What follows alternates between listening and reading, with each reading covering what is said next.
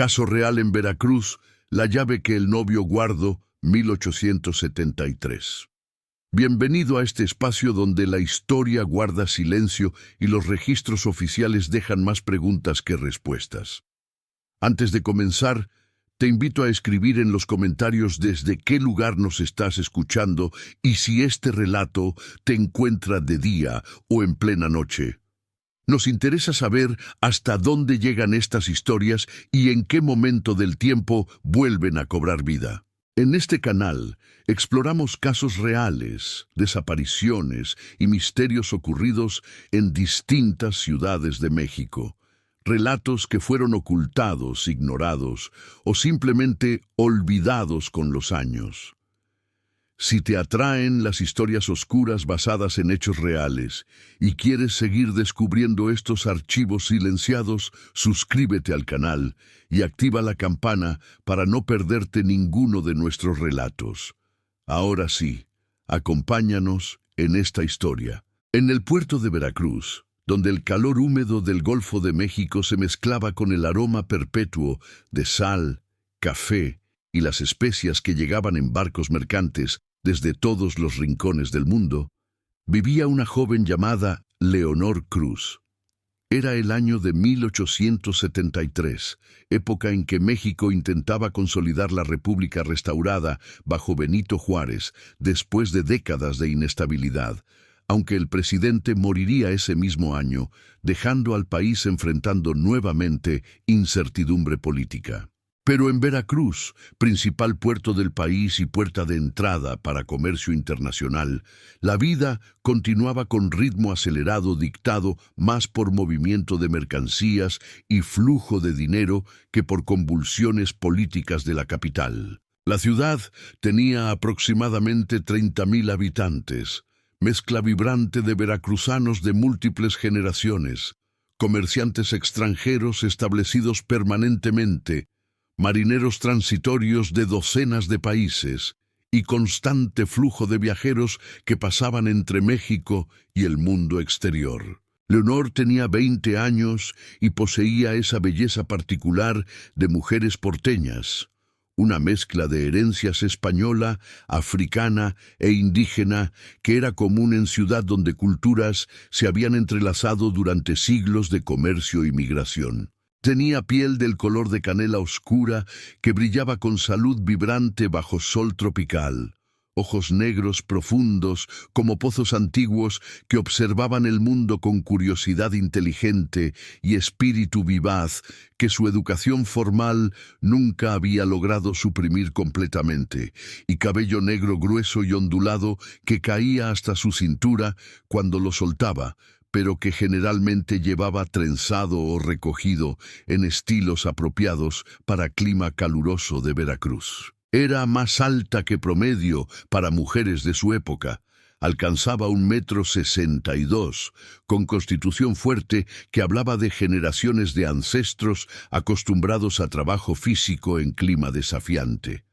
Su sonrisa era amplia y frecuente, revelando dientes blancos perfectos, y su risa era profunda y musical, el tipo de risa que hacía que otros sonrieran instintivamente al escucharla. Era la hija mayor de don Jacinto Cruz y doña Matilde, una familia que había ascendido gradualmente durante 2 generaciones, desde trabajadores portuarios hasta pequeños comerciantes. Don Jacinto operaba almacén modesto cerca de los muelles donde compraba mercancías de barcos recién llegados, principalmente café, vainilla, tabaco y otros productos veracruzanos destinados a exportación, y las revendía a comerciantes mayoristas con márgenes modestos que, acumulados durante años de trabajo constante, habían permitido a familia Cruz vivir con comodidad relativa de clase media-baja. No eran ricos según estándares de grandes comerciantes que dominaban economía veracruzana, pero tampoco eran pobres. Tenían casa propia de 2 plantas en barrio respetable. Podían permitirse sirviente que ayudaba con tareas domésticas más pesadas y habían logrado proporcionar educación básica a sus 4 hijos. Doña Matilde provenía de familia similar, pequeños comerciantes y artesanos que habían mantenido independencia económica modesta en época cuando mayoría de veracruzanos trabajaban como empleados de otros. Era mujer de carácter práctico y mente comercial aguda, que frecuentemente ayudaba a su esposo con cuentas del negocio y que había enseñado a sus hijos, especialmente a Leonor como hija mayor, habilidades de gestión doméstica y administración de recursos que serían esenciales para sus vidas futuras. Leonor había recibido educación que, aunque no comparable con la que señoritas de familias verdaderamente ricas recibían en colegios de monjas, era aún superior a lo que mayoría de mujeres de su clase experimentaban. Había asistido a escuela primaria dirigida por maestras locales donde aprendió a leer y escribir con fluidez en español, habilidad que la colocaba por encima de mayoría de mujeres veracruzanas de su generación. Su madre también había insistido en que aprendiera habilidades domésticas esenciales, cocina de platillos veracruzanos tradicionales que requerían técnicas específicas, costura y reparación de ropa, administración de presupuesto doméstico limitado con máxima eficiencia. Pero más allá de estas habilidades formales, Leonor había desarrollado también conocimientos menos comunes para mujer de su posición. Había aprendido de su padre aspectos de comercio, cómo evaluar calidad de café o vainilla, cómo negociar precios en mercado donde regateo era arte-forma, cómo mantener registros simples de transacciones. Don Jacinto, quien había tenido solo hijas antes de que finalmente nacieran 2 hijos, cuando Leonor ya era adolescente, había compartido con su hija mayor conocimientos que normalmente habría reservado para heredero masculino. Esta educación inusual había dado a Leonor confianza y competencia que muchos hombres encontraban simultáneamente atractiva e intimidante. Leonor tenía también espíritu independiente que ocasionalmente chocaba con expectativas sociales de comportamiento femenino apropiado. Expresaba opiniones sobre temas que se suponía no debían interesar a mujeres, cuestionaba tradiciones cuando parecían ilógicas, y había expresado deseo cuidadosamente, porque expresarlo demasiado abiertamente habría sido escandaloso, de tal vez ayudar en negocio de su padre, en lugar de simplemente casarse y dedicarse exclusivamente a vida doméstica. Estas cualidades habían hecho que algunos pretendientes potenciales se retiraran, intimidados por mujer que parecía tener ideas demasiado fuertes sobre su propio valor y autonomía. Pero habían atraído atención de un hombre que afirmaba valorar exactamente estas cualidades, un hombre cuyas intenciones reales resultarían ser considerablemente más oscuras que su cortejo sugería. El prometido de Leonor era Demetrio Salazar, un hombre de 33 años que había llegado a Veracruz 5 años antes desde interior de México, estableciéndose como comerciante de importación de productos europeos. Demetrio había construido negocio aparentemente próspero, importando textiles finos, porcelanas, vinos y otros productos de lujo que élite veracruzana codiciaba. Poseía casa grande en mejor parte de ciudad, construcción de 2 plantas con balcones de hierro forjado que daban a calle principal, patio interior hermoso con fuente y suficiente espacio para almacenar mercancías, además de proporcionar vivienda cómoda. Físicamente, Demetrio era hombre que comandaba atención, alto, inusualmente alto para estándares mexicanos de la época con casi 1,85 m, con constitución fuerte que sugería que había conocido trabajo físico en algún punto de su vida, aunque ahora vivía principalmente de trabajo intelectual, de comercio. Tenía rostro anguloso con rasgos marcados, ojos color café oscuro que observaban el mundo con intensidad que algunos encontraban fascinante y otros encontraban inquietante, y cabello negro que comenzaba a mostrar gris en las sienes que le daba aire de madurez distinguida.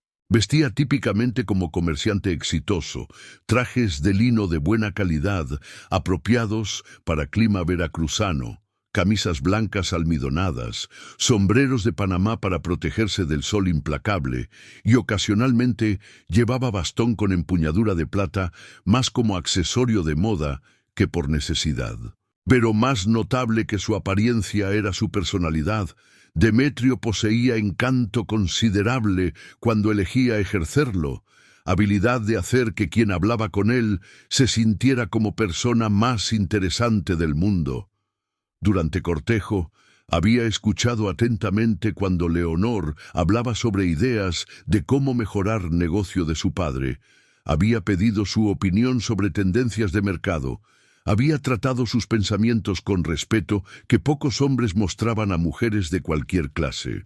Era esta aparente valoración de su intelecto y competencia que había atraído a Leonor hacia él, haciéndola creer que había encontrado hombre inusual.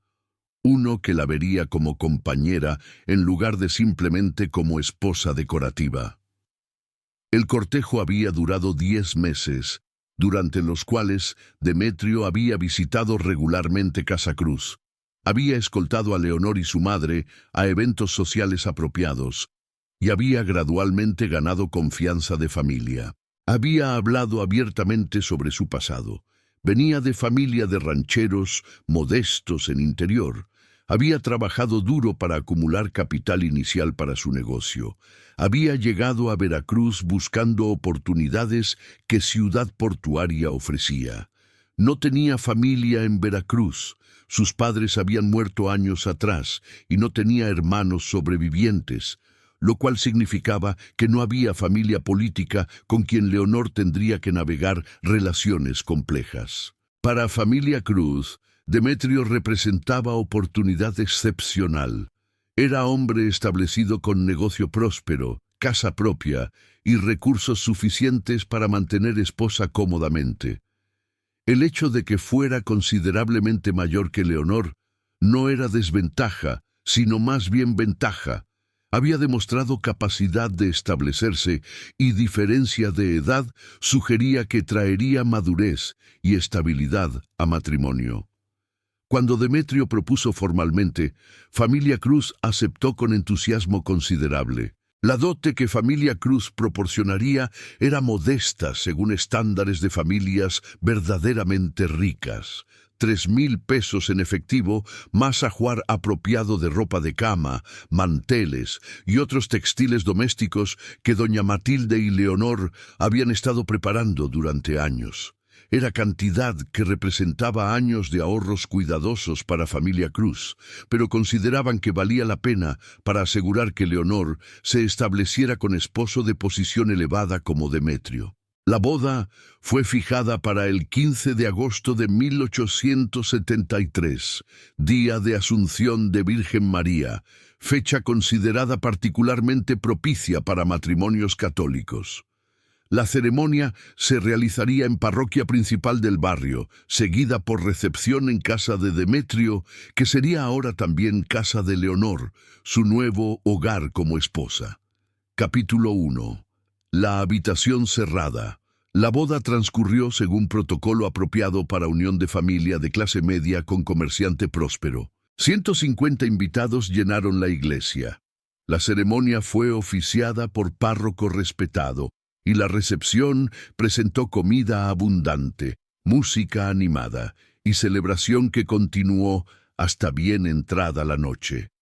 Leonor, en su vestido de satén blanco que había sido confeccionado por mejor modista que Familia Cruz podía permitirse, se veía radiante, y Demetrio, en su traje formal negro, representaba imagen de novio satisfecho y afortunado. Cuando recepción finalmente terminó y invitados se dispersaron, Demetrio llevó a Leonor a través de su casa, ahora casa de ambos, mostrándole habitaciones que serían su dominio como señora de la casa. Había sala principal elegantemente decorada con muebles europeos, comedor con mesa grande de caoba, cocina espaciosa donde 2 sirvientas trabajarían bajo supervisión de Leonor, y en segundo piso, habitaciones privadas incluyendo habitación matrimonial que Demetrio había preparado para su vida juntos.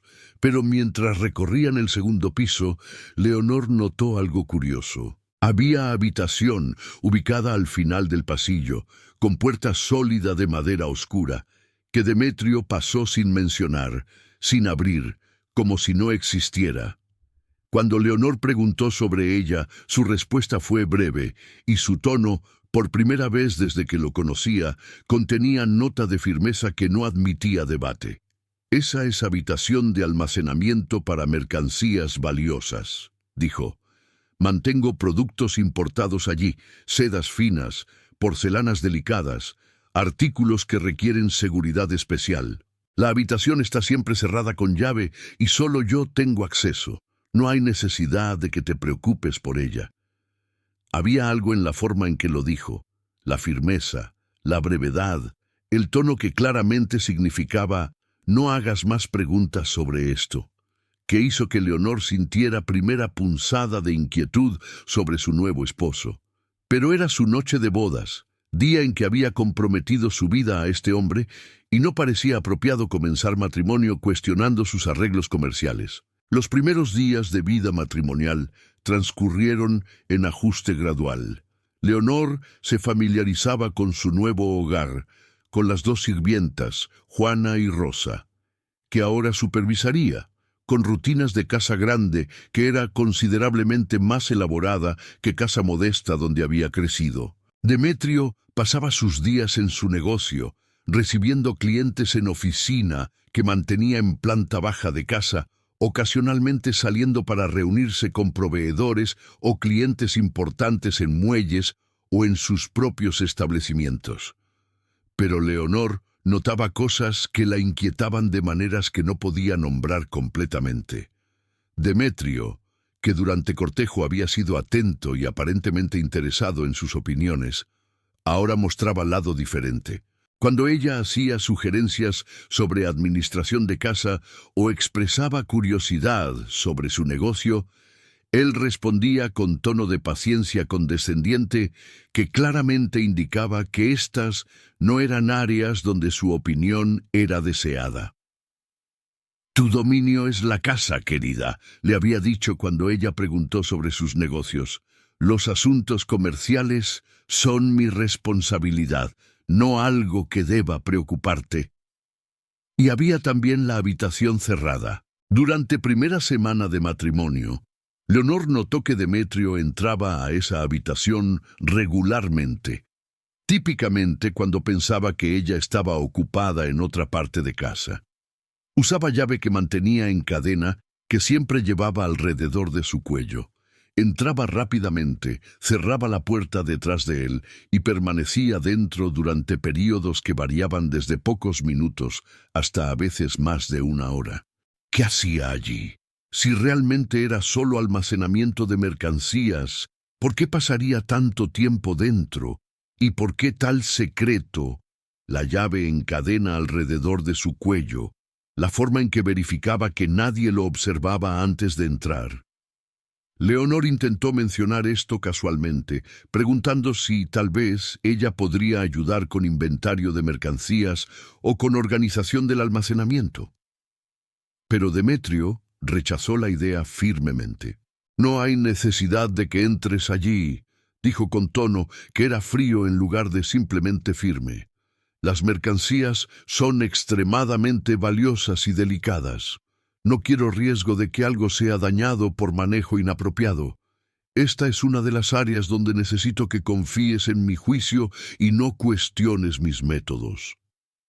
Era demanda de obediencia ciega que Leonor encontraba difícil de aceptar. Había sido criada para pensar por sí misma, para cuestionar, para entender razones detrás de reglas. Pero también había sido criada en sociedad donde esposas debían obediencia a esposos, donde cuestionar autoridad marital era considerado no solo inapropiado, sino prácticamente inmoral. Entonces intentó suprimir su curiosidad, intentó concentrarse en sus nuevas responsabilidades como señora de casa, pero la curiosidad no desaparecía. De hecho, crecía a medida que notaba más anomalías sobre esa habitación cerrada. Ocasionalmente, cuando pasaba por el pasillo en momento tranquilo, escuchaba sonidos provenientes de detrás de la puerta. No los sonidos que esperaría de habitación de almacenamiento de mercancías, sino algo más extraño. A veces era como susurros o murmullos, voces tan bajas que no podía distinguir palabras, pero que claramente eran humanas. Otras veces era como movimiento, pasos tal vez, o sonido de objetos siendo movidos. Una noche, aproximadamente 2 semanas después de boda, Leonor se despertó y encontró que Demetrio no estaba en cama junto a ella. Miró el reloj. Eran las 3 de la mañana. Se levantó silenciosamente y salió al pasillo, y vio luz filtrándose por debajo de la puerta de la habitación cerrada. Demetrio estaba allí, en medio de la noche, haciendo ¿qué? Leonor se acercó a la puerta silenciosamente, su corazón latiendo aceleradamente. Presionó su oído contra la madera, intentando escuchar lo que sucedía dentro. Podía escuchar la voz de Demetrio, hablando en tono bajo, casi susurrante, pero con intensidad que era inquietante. No podía distinguir palabras claramente, pero había cualidad en su voz que era diferente de cómo le hablaba a ella o a cualquier otra persona en vida pública. Era más íntimo, más emocional, casi como si estuviera teniendo conversación con alguien que amaba profundamente. ¿Pero con quién? Y a las 3 de la mañana, en habitación cerrada que supuestamente solo contenía mercancías. Leonor estaba a punto de tocar la puerta, de confrontar a Demetrio y demandar explicación, cuando escuchó sus pasos acercándose a la puerta desde dentro. Corrió de regreso a habitación matrimonial y se metió en cama, fingiendo estar dormida cuando Demetrio regresó minutos después. Pero su mente corría con posibilidades inquietantes. ¿Tenía Demetrio amante escondida en esa habitación? ¿Pero cómo podría ser? ¿Cómo alguien podría vivir allí sin que las sirvientas lo supieran? ¿O era algo más, algo que no podía imaginar porque estaba fuera de su experiencia? Al día siguiente, Leonor intentó hablar con las sirvientas, preguntando casualmente sobre la habitación cerrada. ¿Alguna vez han estado dentro? ¿Saben qué hay allí? Juana y Rosa intercambiaron miradas incómodas antes de responder. No, señora, dijo Juana finalmente. Don Demetrio es muy claro de que nadie excepto él debe entrar a esa habitación. Ni siquiera limpiamos allí, y... vaciló antes de continuar. Hay rumores. ¿Qué tipo de rumores? Preguntó Leonor, sintiendo escalofrío de aprensión. Rosa miró alrededor nerviosamente antes de susurrar que don Demetrio tuvo esposa anterior, que ella desapareció. Algunos dicen que regresó con su familia, pero otros dicen que algo le sucedió, que tal vez nunca dejó esta casa. Era revelación que hizo que el mundo de Leonor se tambaleara. Demetrio había dicho que no había estado casado antes, que ella era su primera esposa, pero si había tenido esposa anterior que había desaparecido, ¿qué significaba eso? Y tenía conexión con la habitación cerrada que vigilaba tan celosamente. Leonor sabía que necesitaba descubrir la verdad, sin importar cuán aterradora pudiera ser. ¿Pero cómo? La llave estaba en cadena alrededor del cuello de Demetrio, que él nunca removía, excepto tal vez cuando se bañaba. Tendría que esperar oportunidad, encontrar momento cuando pudiera acceder a la llave sin que él lo supiera. Capítulo 2. Veracruz, 1873. Para comprender completamente el contexto de esta tragedia, es necesario entender Veracruz de 1873, puerto principal de México que servía como punto de entrada para comercio internacional y como puerta hacia mundo exterior. La ciudad vivía del comercio, importación de productos europeos y exportación de productos mexicanos, particularmente café, vainilla, tabaco y otros productos tropicales que crecían abundantemente en región circundante. Era ciudad de contrastes marcados. Había área del puerto mismo, muelles bulliciosos, donde barcos de docenas de países descargaban y cargaban mercancías, donde estibadores trabajaban en calor brutal moviendo toneladas de productos, donde marineros de todos los rincones del mundo se mezclaban en cantinas y burdeles que servían sus necesidades. Luego había distrito comercial, calles llenas de almacenes, oficinas de comerciantes, bancos que manejaban transacciones internacionales, casas de cambio donde monedas de múltiples países eran intercambiadas. Y finalmente había barrios residenciales, desde mansiones elegantes de comerciantes más ricos en calles principales, hasta casas modestas de clase media como la que familia Cruz ocupaba, hasta viviendas pobres de trabajadores portuarios abarrotadas en callejones estrechos cerca de muelles. La estructura social era fluida, de manera que no era típica en otras partes de México. En Veracruz, dinero y éxito comercial importaban más que linaje antiguo, hombre que había llegado sin nada, pero que había construido negocio próspero, podía elevarse a posiciones respetables que en ciudades más conservadoras del interior habrían sido reservadas solo para familias de pedigrí establecido. Pero esta fluidez venía con precio. Había también menos estabilidad, menos redes de familia extendida que en otras partes de México proporcionaban seguridad y supervisión. En Veracruz era más fácil para personas de reinventarse, de ocultar pasados que no querían revelar, de desaparecer cuando convenía. Era ambiente que facilitaba tanto oportunidad legítima como fraude y crimen. En este contexto, historia que Demetrio había contado sobre su pasado, que había llegado de interior con capital modesto y había construido negocio exitoso, era completamente plausible y no inusual. Pero también era historia que era difícil de verificar. Había afirmado que sus padres habían muerto, que no tenía hermanos sobrevivientes, convenientes afirmaciones que significaban que no había familia que pudiera confirmar o contradecir su narrativa. Y los rumores que las sirvientas habían mencionado sobre esposa anterior que había desaparecido, si eran ciertos, plantearían preguntas aterradoras. ¿Cuántas veces había Demetrio hecho esto? ¿Cuántas mujeres habían entrado a esta casa como novias esperanzadas solo para desaparecer en circunstancias misteriosas? Capítulo 3. El descubrimiento. La oportunidad que Leonor había estado esperando llegó 3 semanas después de boda. Demetrio había tenido que viajar a puerto cercano. Viaje de negocios que requeriría que estuviera ausente durante 2 días.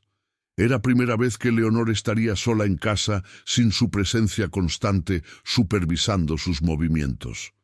Pero incluso yéndose para viaje, Demetrio había mantenido la llave de la habitación cerrada. La llevaba con él. Leonor lo había visto verificar que estaba en su cadena antes de partir. Entonces acceso directo a habitación era imposible. Pero Leonor había desarrollado plan alternativo. Había notado que ventana de habitación cerrada daba a patio interior, mismo patio al cual otras habitaciones también se abrían. Si pudiera acceder al techo del corredor de primer piso que rodeaba el patio, tal vez podría llegar a ventana de habitación cerrada y ver dentro si no entrar directamente. Era plan que requería cierta audacia física. Tendría que trepar, balancearse, arriesgarse a caer, pero Leonor había sido niña activa que había trepado árboles y techos en su juventud, y aunque tales actividades no eran consideradas apropiadas para señora casada, aún tenía confianza en su capacidad física. En tarde del primer día de ausencia de Demetrio, cuando sirvientas estaban ocupadas en planta baja, Leonor ejecutó su plan. Trepó desde ventana de habitación adyacente al techo del corredor, moviéndose cuidadosamente a lo largo de superficie de tejas hasta que alcanzó posición cerca de ventana de habitación cerrada. La ventana tenía cortinas pesadas que bloqueaban vista desde exterior. pero había espacio pequeño entre cortinas donde Leonor podía mirar dentro. Presionó su rostro contra vidrio caliente, sus manos temblando mientras apartaba borde de cortina apenas lo suficiente para ver. Lo que vio la hizo contener grito de horror. La habitación no era almacén de mercancías, era santuario, altar, escena de obsesión enfermiza. Las paredes estaban cubiertas con fotografías y pinturas, todas de misma mujer. Era mujer joven, hermosa, con rasgos delicados y expresión suave en imágenes.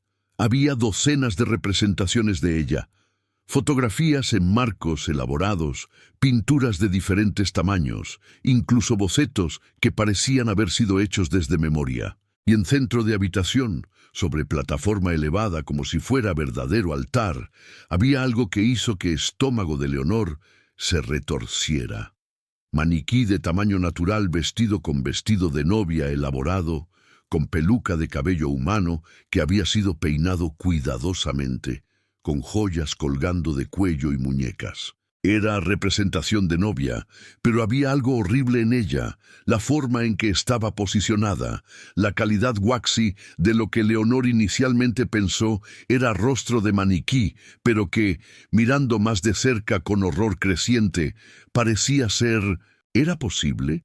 Era máscara mortuoria, molde tomado de rostro de mujer muerta. Alrededor de esta figura central había otros objetos, ropa que claramente había pertenecido a mujer, dispuesta cuidadosamente como si estuvieran siendo preservadas en museo, libros y cartas, objetos personales, todos arreglados con cuidado meticuloso de persona obsesionada. Y en pared opuesta a ventana, Leonor podía ver algo más, certificado o documento enmarcado.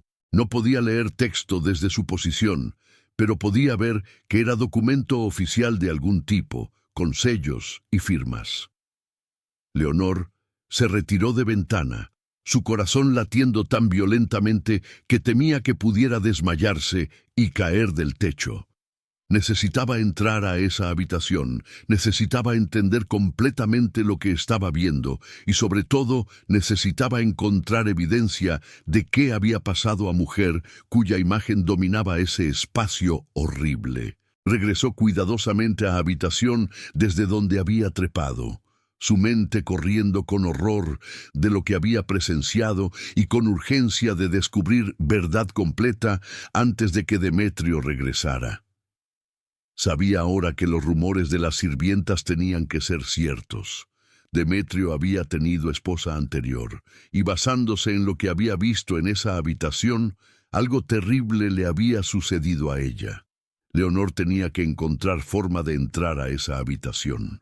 Y tenía que hacerlo en las próximas 24 horas antes de que Demetrio regresara, porque una vez que él estuviera de vuelta, tendría que decidir qué hacer con conocimiento terrible que había adquirido, y esa decisión podría determinar si ella misma sobreviviría a su matrimonio o si se convertiría en siguiente víctima de obsesión oscura de Demetrio.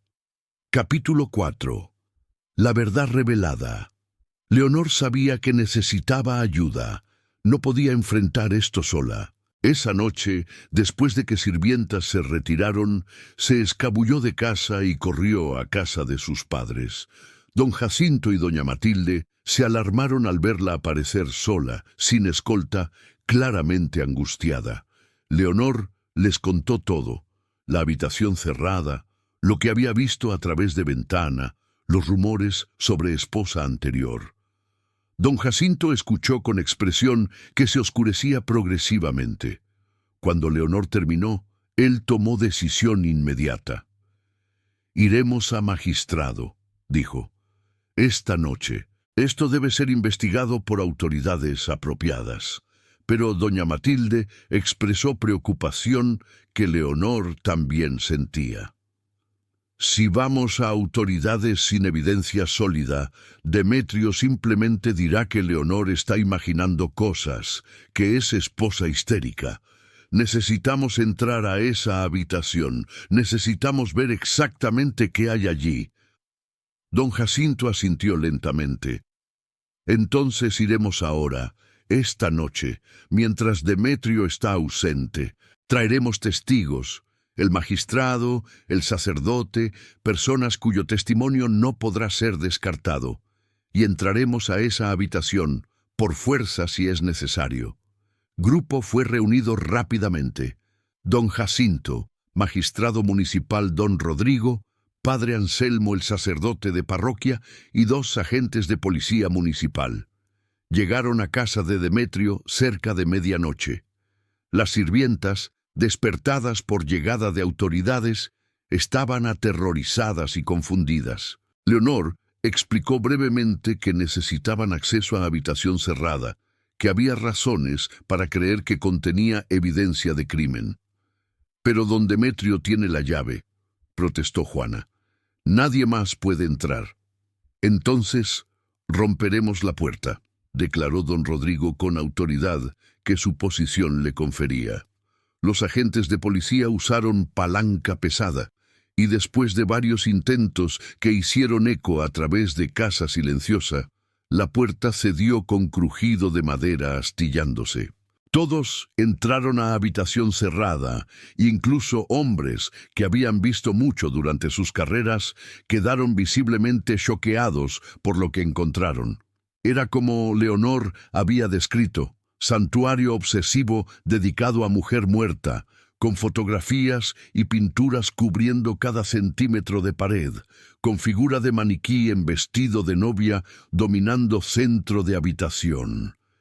Padre Anselmo se acercó a maniquí y examinó lo que Leonor había pensado podría ser máscara mortuoria. Después de momentos se volvió hacia otros con rostro pálido. Esto fue hecho de molde de rostro de persona muerta. Puedo ver las características. Hay calidad que solo viene de molde tomado después de muerte. Don Rodrigo estaba examinando documentos enmarcados en pared. Uno era certificado de matrimonio, Demetrio Salazar casado con Claudia Mendoza, fechado 4 años antes.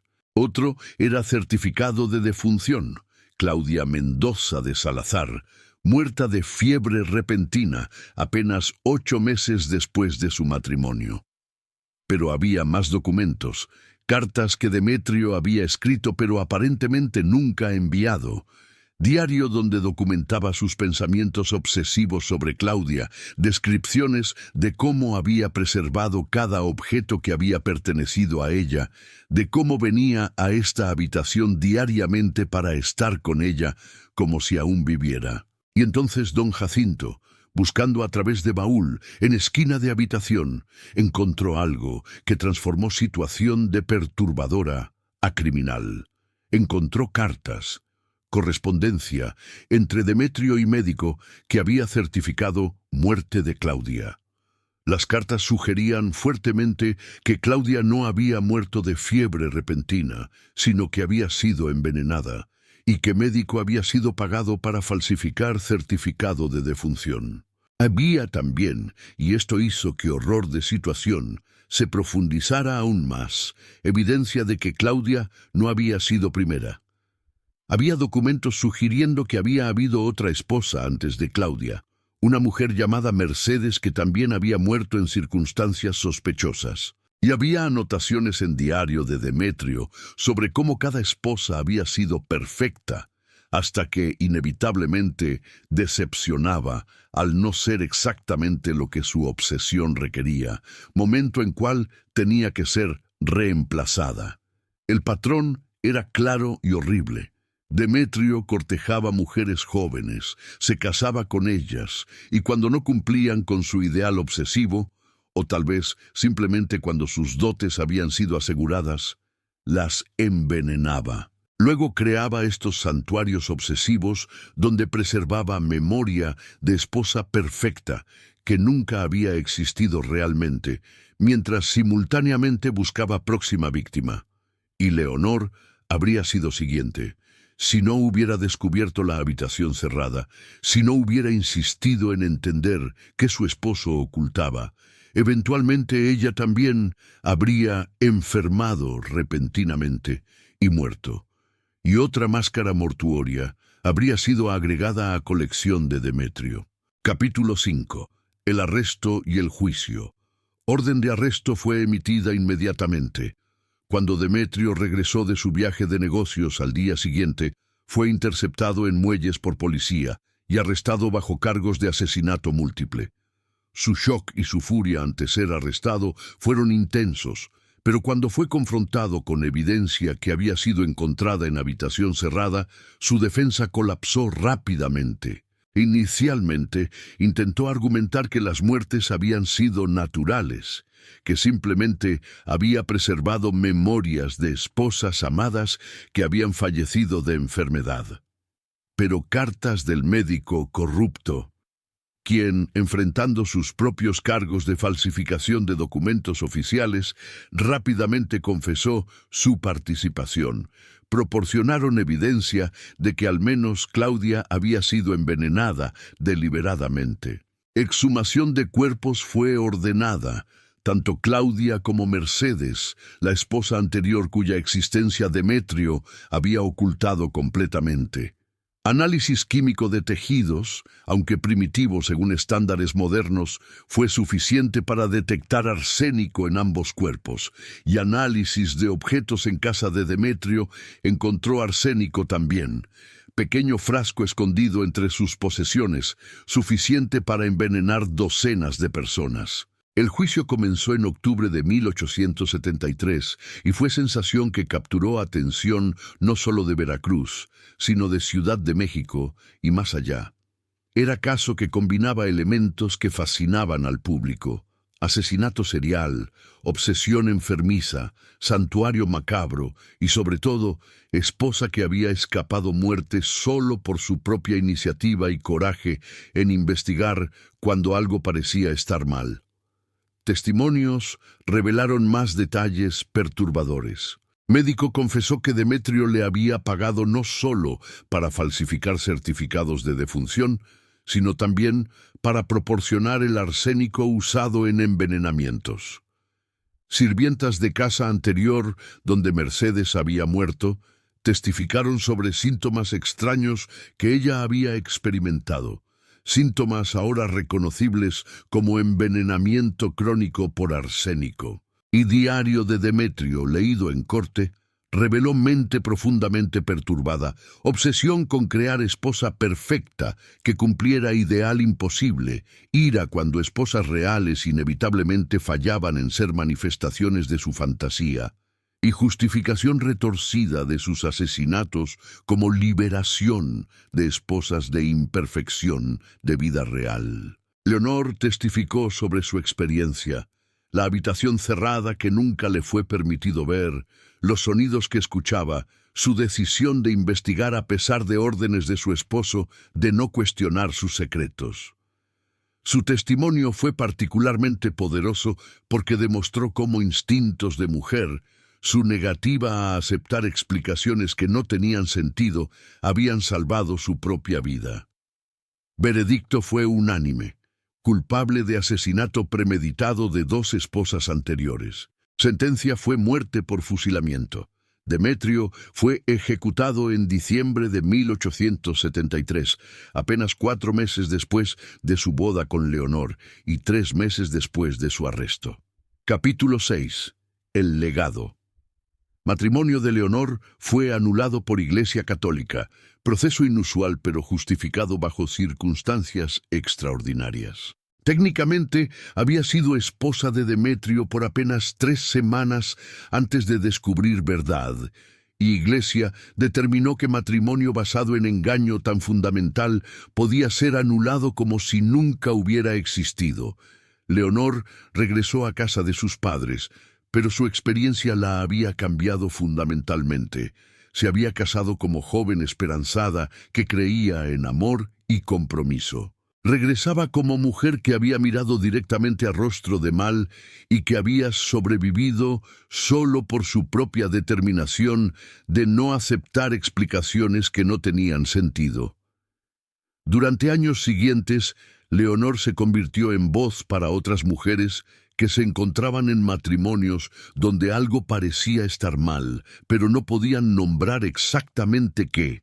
Hablaba en iglesias, en reuniones de mujeres, en cualquier foro que le diera plataforma, sobre importancia de confiar en instintos, de hacer preguntas cuando cosas no tenían sentido, de no permitir que exigencias de obediencia marital anularan sentido común y autopreservación. Su mensaje era simple pero radical para época.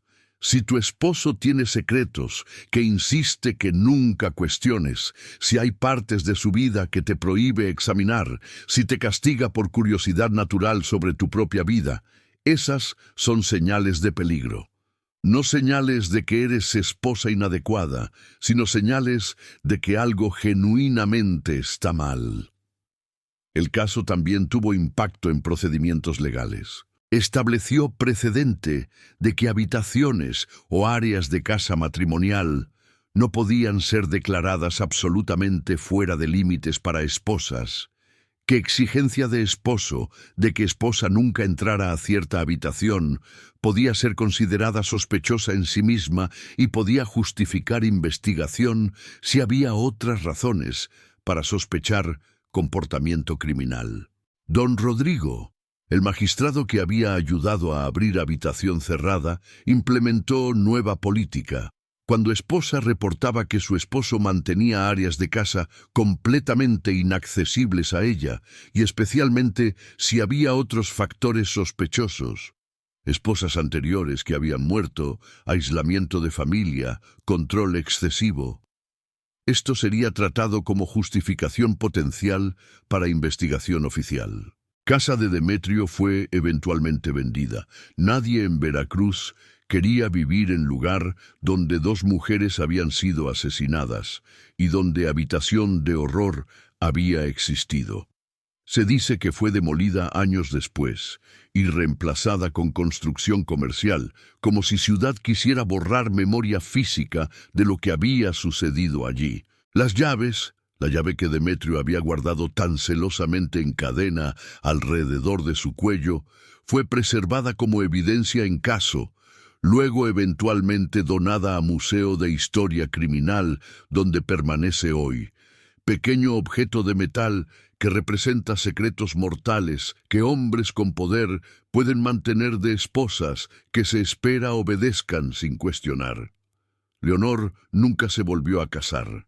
Vivió hasta 1931, alcanzando edad de 78 años, vida larga durante la cual vio México transformarse a través de revolución y sus secuelas.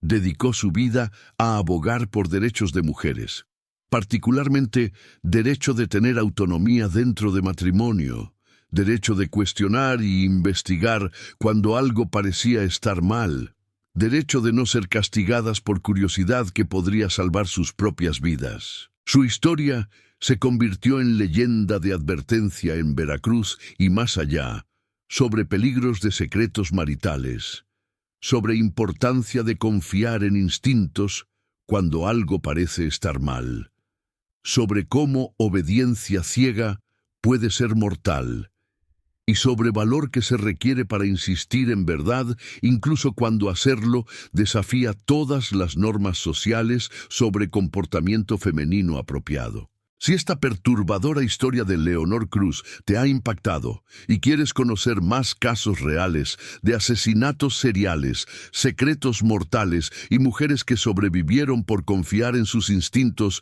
en México y América Latina del siglo XIX, te invito a que des like, te suscribas al canal y actives las notificaciones. Me encantaría leer tu opinión. ¿Fue Leonor imprudente al investigar contra órdenes explícitas de su esposo? ¿O fue exactamente esa imprudencia lo que salvó su vida? ¿Cómo podemos aplicar lecciones de este caso a situaciones modernas donde parejas mantienen secretos de sus cónyuges? ¿Qué señales de advertencia debería haber notado Leonor antes de casarse? Comparte tus reflexiones en los comentarios y nos vemos en el próximo video con otra historia que te hará pensar sobre la importancia crítica de cuestionar secretos y confiar en tus instintos, incluso cuando hacerlo desafía autoridad y tradición.